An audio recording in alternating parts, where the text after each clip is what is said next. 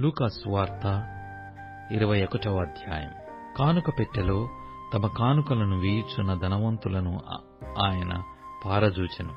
ఒక బీద విధవరాలు 2 కాసులు అందులో వేయుచుండగా చూసి, ఈ బీద విధవరాలు అందరికంటే ఎక్కువగా వేసెనని మీతో నిజముగా చెప్పుచున్నాను.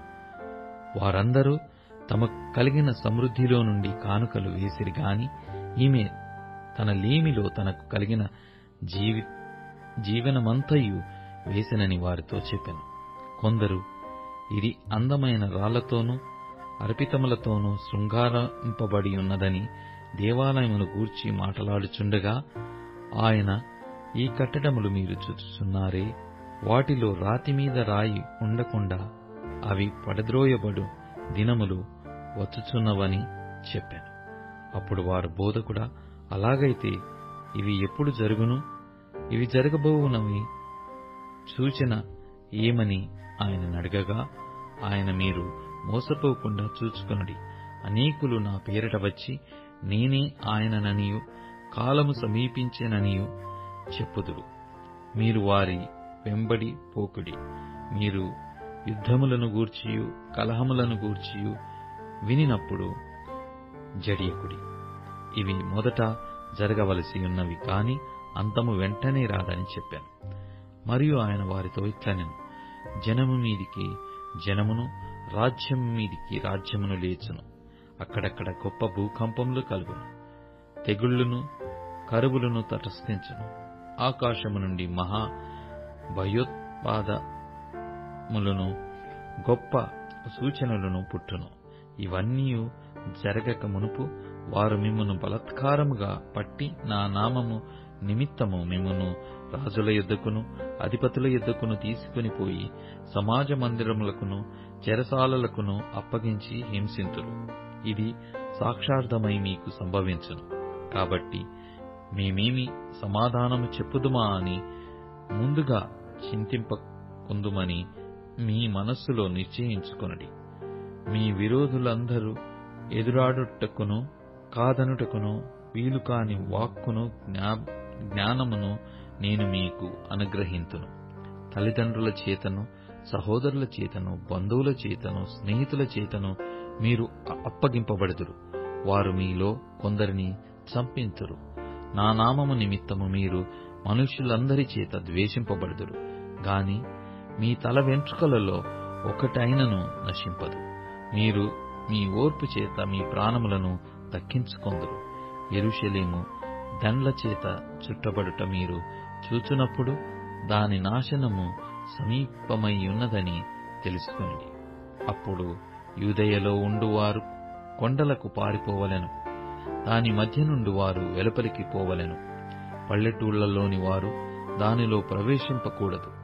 లేఖనములలో వ్రాయబడినవన్నీ నెరవేరుటకై అవి ప్రతిదండన దినములు. ఆ దినములలో గర్భిణులకును పాలిచ్చు వారికిని శ్రమ, భూమి మీద మిక్కిలి ఇబ్బందియు ఈ ప్రజల మీద కోపమును వచ్చును.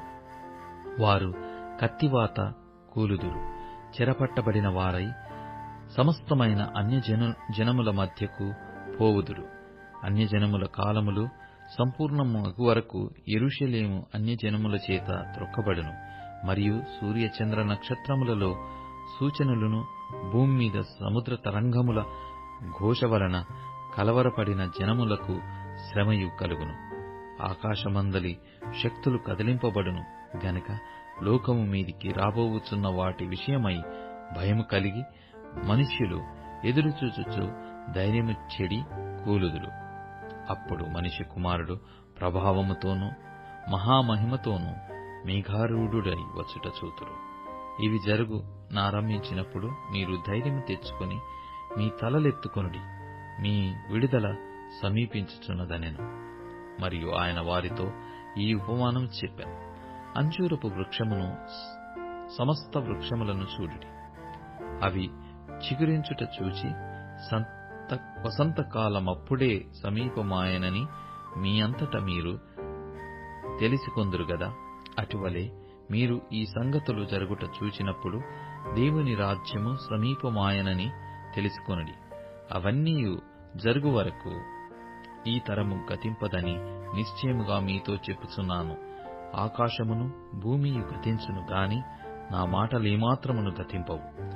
మీ హృదయములు ఒకవేళ తిండి వలనను, మత్తు వలనను, ఐహిక విచారముల వలనను మందముగా ఉన్నందున ఆ దినము అకస్మాత్తుగా మీ మీదికి వచ్చి ఉరి వచ్చినట్టు రాకుండా మీ విషయమై మీరు జాగ్రత్తగా ఉండుడి. ఆ దినము భూమి యందంతటా నివసించు వారందరి మీదికి అకస్మాత్తుగా వచ్చును. కాబట్టి మీరు జరగబోవు వీటినెల్లను తప్పించుకొని మనుష్య కుమారుని ఎదుట నిలువబడుటకు శక్తిగలవారగునట్లు ఎల్లప్పుడూ ప్రార్థన చేయుచు మెలకువగా ఉండుడని చెప్పెను. ఆయన ప్రతి దినము పగటియందు దేవాలయములో బోధించుచు రాత్రివేళ ఒలీవల కొండకు వెళ్ళుచు కాలం గడుపుచుండెను. ప్రజలందరూ ఆయన మాట వినుటకు దేవాలయములో ఆయన యుద్ధకు పెందలకడ వచ్చుచుండిరి.